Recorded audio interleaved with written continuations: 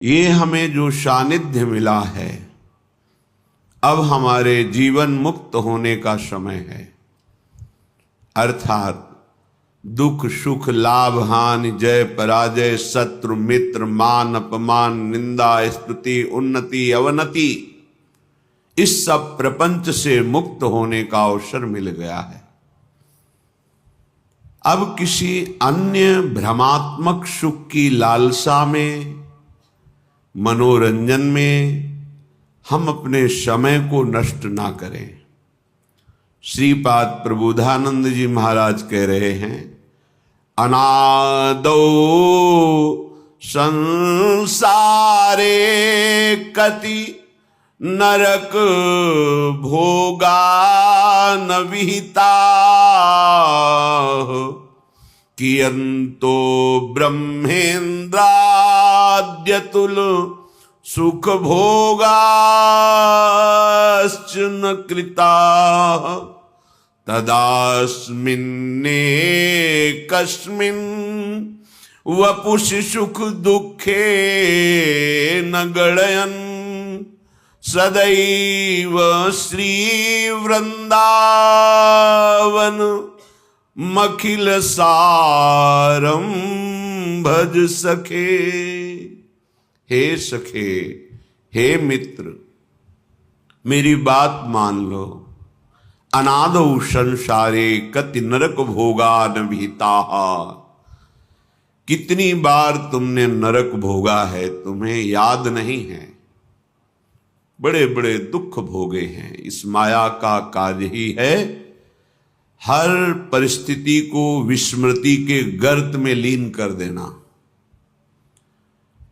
हमने बहुत बार नरक भोगा है और कह रहे हैं कियंतो ब्रह्मेन्द्राद्यतुल सुख भोगाश्च न कृता, ब्रह्मा इंद्र आदि के ऐसे कोई सुख नहीं बचे जो तुमने ना भोगा हो, क्योंकि अनादौ संसारे, कब से सृष्टि हुई है कोई तिथि तारीख नहीं है। ये अनादि अनंत महामहिम प्रभु की मायामयी लीला है। जब से लीला प्रारंभ हुई तो कभी हमने बहुत बार नरक भोगा, कभी ब्रह्मा के सुख भोगे, कभी इंद्र के सुख भोगे। दुख का चरम सीमा स्थान नरक है और सुख का, लौकिक सुख का, ब्रह्मा का सुख, देवराज इंद्र का सुख है। दोनों को श्रीपाद वर्णन कर रहे कि दुख भी चरम सीमा का भोगा और लौकिक माया रचित सुख भी चरम सीमा का, ब्रह्मा का, देवराज इंद्र का तुमने भोगा है। माया की विस्मृति में हमें याद नहीं। जैसे अभी इसी जन्म में मां के गर्भ में बड़ा दुख भोगा पर कुछ याद नहीं, माया ने विस्मृति के गर्त में लीन कर दिया। अब कह रहे हैं सावधान हो जाओ। तदास्मिन नेकस्मिन वपुषि सुख दुखे न गणयन्, हे मित्र, अब तुम केवल एक जन्म सावधान हो जाओ। ये जो शरीर है, बहुत दुख भोगे, बहुत सुख भोगे, अब दुख सुख की कोई गणना मत रखो, अर्थात उससे प्रभावित मत हो। ये जीवन प्रभु को दे दो। सदैव श्री वृंदावन मखिल सारम भज सके, अखिल सच्चिदानंद सुख का सार प्रेम रस स्वरूप ये वृंदावन है। हे मित्र, अब तुम्हारे शरीर को चाहे लौकिक दुख मिले या लौकिक सुख मिले, तुम इसकी परवाह न करो और वृंदावन आओ, दर्शन करो, सत्संग सुनो और जीवन को परम सुखमय बनाओ। भगवत स्वरूप तुम हो, ऐसा तुम्हें अनुभव हो जाए, तुम इस दुख प्रपंच से मुक्त हो जाओ। बहुत जन्म व्यतीत हो गए नरक भोगते, दुख भोगते, लौकिक सुख भोगते। अब सच्चिदानंद सुख की प्राप्ति का समय आ गया है। इसे चूको मत, नहीं तो पछताना पड़ेगा। यहां से जाना है, हम तुम सबको जाना है, जाने की तैयारी कर लो। जो पहले से तैयार न थे पछता पछता कर चले गए। रहे न रावण श्रम अभिमानी, हिरणा कश्यप संवरदानी। ये खान विभव की खान, जगत में कुछ दिन के मेहमान। भजले श्री भगवान, जगत में कुछ दिन के मेहमान। अपने जीवन को भगवतमय बना लो। धन्य है वो, श्रीपाद कह रहे हैं, धन्यो लोके मुमुक्षुर हरि भजन परो, धन्य धन्यस्ततोषौ। धन्यो यह कृष्ण पादाम्बुजरति, परमो रुक्मिणीश प्रियोतः। यशोदेय प्रियोतः, सुबल सुहृदतो गोपीकांत प्रियोतः। श्रीमद वृंदावनेश्वर्यति रस विवश राधका सर्वमूर्धनि। पहले श्लोक में बताया कि अब तुम इस मायामयी नाटक के दुख सुख में मत फंसो। तुमने बड़े से बड़े दुख भोगे हैं, बड़े से बड़े सुख भोगे हैं, हाथ कुछ नहीं लगा। एक जन्म तुम एन केन प्रकारेण, चाहे जैसी परिस्थिति हो, तुम वृंदावन का दर्शन करो। आकर वृंदावन के रसिकों की सभा में बैठ करके सत्संग सुनो और जीवन को भगवतमय बना लो। कैसे? बोले धन्य हो जाओगे। इस जगत में वो धन्य हो गया जिसके हृदय में ये बात आई कि मैं अब मुक्त होना चाहता हूं इस दुखों से। मुझे वो उपाय चाहिए जहां शारीरिक मानसिक किसी भी तरह का दुख स्पर्श न करे, कोई भी द्वंद्व हमें परास्त न कर पावे, कोई भी विकार हमारे हृदय को जला ना पावे, कोई भी भोग हमारे हृदय को विचलित ना कर पावे। मैं मुक्त होना चाहता हूं। इसे कहते हैं मुमुक्षता। ये बड़े भाग्य से कई जन्मों की आराधना से बात आती है। भगवान आदि गुरु शंकराचार्य जी ने तो कहा, हजारों जन्म की साधना के बाद किसी के हृदय में पैदा होती है मुमुक्षता। अब मैं मुक्त होना चाहता हूं, थक गया हूं। अब मुझे कोई भोग, कोई पद, कोई प्रतिष्ठा, कोई यश कीर्ति नहीं चाहिए। अब मैं इस माया जाल से मुक्त होना चाहता हूं। ये अंदर से बात आना, वाणी से कहना अलग बात होती है। हृदय में भारी व्याकुलता पैदा हो जाना, अब मैं मुक्त होना, मेरा क्या स्वरूप है, मैं क्यों भटक रहा हूं इस देह भाव को लेकर। ये बड़े भाग्य से आते हैं। पूज्यपाद शिवड़िया बाबा जी के हृदय में जब मुमुक्षता का स्वरूप जागृत हुआ,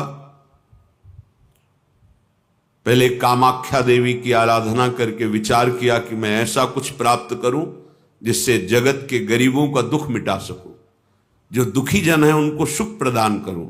जैसे महाराज युधिष्ठिर ने बटलोई सूर्य से प्राप्त की, ऐसे हम त्रिपुर सुंदरी भगवती से कुछ ऐसा प्राप्त करेंगे, तपोबल से जगत का दुख मिटा देंगे। लगे साधना में। फिर लगा कि बहुत जड़ चैतन्य पूरा जगत है, क्या बटलोई जैसी कोई वस्तु मिल जाने से हम पूरे जगत को दुख से बचा पाएंगे?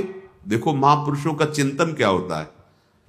नहीं नहीं, इससे भी ऊपरती हो गई। नहीं नहीं, ठीक नहीं है। संन्यास ले लिया, दंडी सन्यासी हुए। फिर विचार हुआ, क्या इस तरह से भ्रमण करने से बात बन जाएगी? नहीं नहीं, तो दंड भी गंगा जी में विसर्जित किया। गुरुदेव से आज्ञा लेकी, अब मुझे ब्रह्मबोध प्राप्त हो। फिर सब प्रबल मुमुक्षता देखी, अनुमति दे दी। ठीक है, गंगा किनारे चलते चलते जहां कोई महात्मा मिलता प्रश्न कर दे, हमारा स्वरूप क्या है, कैसे बोध हो। ताओ वेदांत की बात बोले, हम आपके अनुभव की बात सुनना चाहते हैं। हमें सूखे चने चबाने होते तो हम चबा लेते हैं, हमें आपका अनुभव चाहिए। कहीं संतुष्टता नहीं होती, क्योंकि इतनी प्रबल मुमुक्षता थी कि साधन पक्ष की भी बात नहीं रह गई थी। सीधे क्या है मेरा स्वरूप, शास्त्रीय सिद्धांत, आपका अनुभव क्या है? क्योंकि बहुत महापुरुष थे, उनके प्रश्न के आगे उत्तर सही टिकता नहीं, फिर चल देते। भ्रमण करते हुए तीर्थराज प्रयाग आए, स्नान किया और एक खंडहर देखा। जब तक ब्रह्मबोध नहीं हो जाएगा तब तक न पानी पीऊंगा, न भोजन पाऊंगा, न उठूंगा, न शौच, न लवशंका, सारी क्रियाओं को बंद कर दूंगा। और लेट गए, एक खंडहर में एकांत में लेट गए। 3 दिन 3 रात ऐसे कुछ अनुभव नहीं हुआ। अब शरीर कितनी बड़ी मुमुक्षता, न लवशंका, न शौच, न हिलना, न डुलना। 3 दिन 3 रात लेटे रहे। भगवत प्रेरणा से कोई आया, उससे कहा थोड़ा शरीर को मालिश करो तो चलने लायक हो। फिर उठे, बोले अब क्या करूं? इसका मतलब अब मैं शरीर को नष्ट कर दूं, शरीर को त्याग दूं। ठीक है, लौकी का कमंडल था, फेंक दिया, ऊपर का अचला फेंक दिया।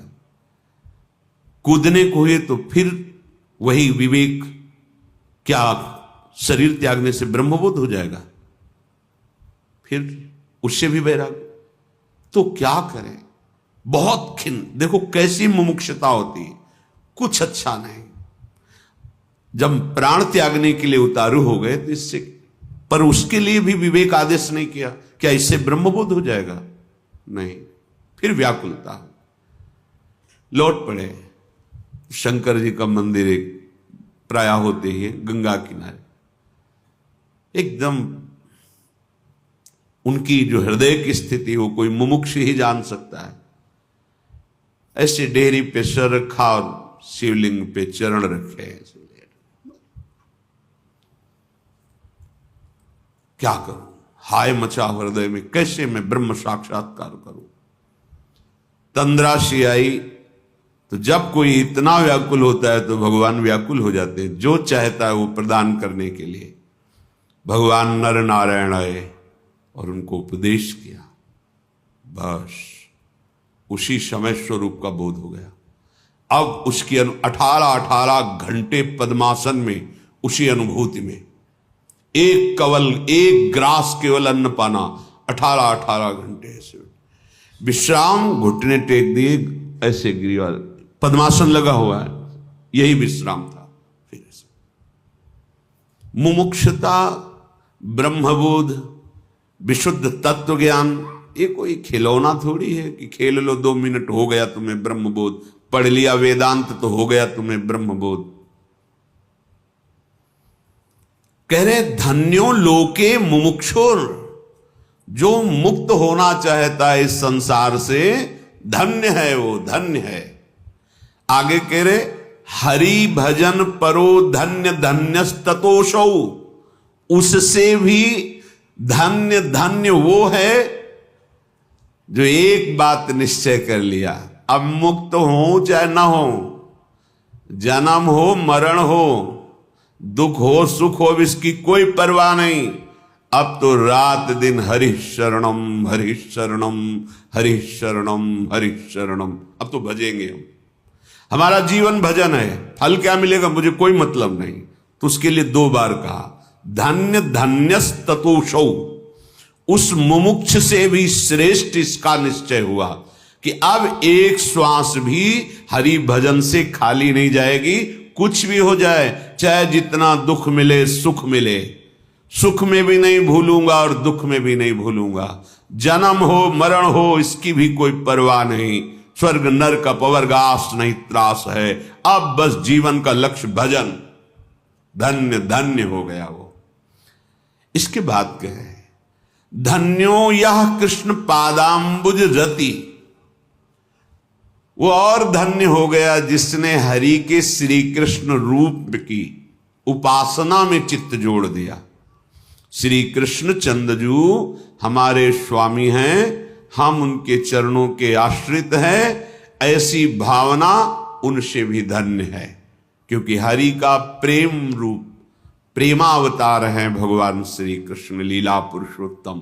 प्रेम ही प्रेम, प्रेम की एक अपनी मर्यादा होती है, वो कोई और मर्यादा रहने नहीं देता। ये बाढ़ है, बाढ़ जो सरिता सावन जल उमगत, सन्मुख सिंधु सिधारे।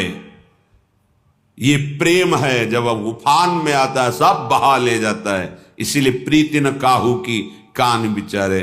श्री कृष्ण प्रेम लीला को बिना श्री कृष्ण कृपा के, बिना श्री कृष्ण प्रेम प्राप्त हुए समझा ही नहीं जा सकता है। इसलिए कह रहे हैं उस हरि भजन परायण से भी धन्य ये है जो श्री कृष्ण प्रेम वपु का दासत्व स्वीकार करके श्री कृष्ण रति में हा प्राणोल्लभ, हा जीवन धन और उनके चिंतन में मगन है। परमो रुक्मिणीश प्रियोतः, वो भी परम धन्य हो गया जिसने रुक्मिणी वल्लभ द्वारिकाधीश भगवान की आराधना की। फिर यशोदे प्रियोतः, यशोदानंदन जो नंद बाबा के आंगन में खेल रहे हैं, जिनकी चरण धूली, जिनकी झगुलिया प्रसादी पाने के लिए महादेव जी दरवाजे पर हट करके खड़े हैं, जिनके दर्शन के लिए एक से एक दिव्य महापुरुष रोज डेहरी की वंदना करते हैं आके नंदगांव में।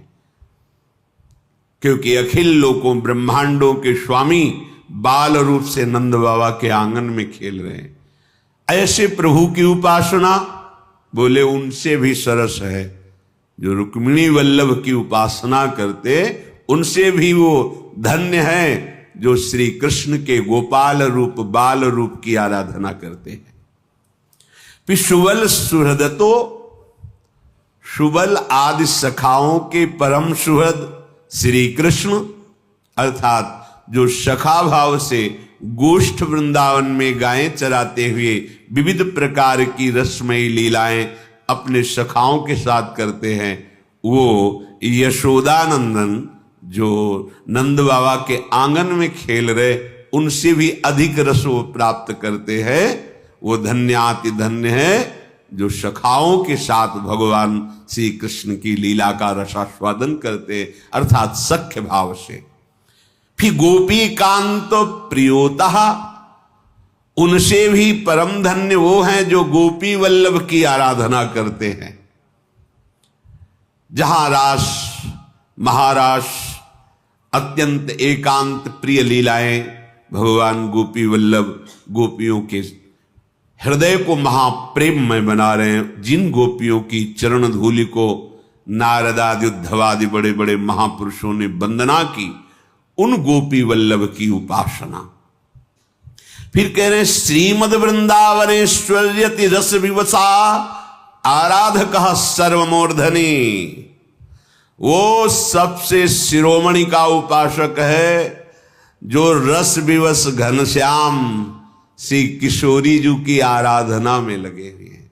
भ्रकुट निर्जित मदन मंद सस्मित बदन किए रस विवश घनश्याम पिय गोरी, ये रुचिर राजत बधू कानन किशोरी। निर्तन भ्रकुटी बदन अंबुज मृदु सरस हास मधु बोलन अति आसक्त लाल अली लंपट बस कीन्हे बिनु मोलन बन की कुंजन कुंजन डोलन। आतुर अति अनुराग विवश हरि धाई धरत भुज मूल, आतुर अति अनुराग विवश हरि धाई धरत भुज मूल। ये जो स्वरूप है नव कनक चंपकावली दलितेन्दीवर सुवृंद निंदित स्त्री वृंदावन नव कुंजे किशोर मिथुनम तदेव भज रसिकम। अब उसके आगे क्या शब्द लगा? रसिक। अब भक्त नहीं लगा, संत नहीं लगा, अब लगा रसिक। भगवत रसिक, रसिक की बातें रसिक बिना को समुझ सके ना। सर्वोपरि उपासना श्री वृंदावन में विराजमान नव कनक, नवीन स्वर्णिम कांति जिनके श्रीअंग से प्रकट हो रही है। चंपकावली, जैसे चंपा के पुष्प की कांति, पीत वर्ण, गौर वर्ण, श्वेत। और अब कैसे कोई उपमा दे? पीतारुण छवि मनंत तडिल्लताभाम, अनंत बिजलियों की सी कांति, पीत और अरुणिमा लिए हुए ऐसी गोरी हमारी प्रिया जी। ओ नख कांति की छटा केवल प्रकाशित हो जाए तो प्रेम की धारा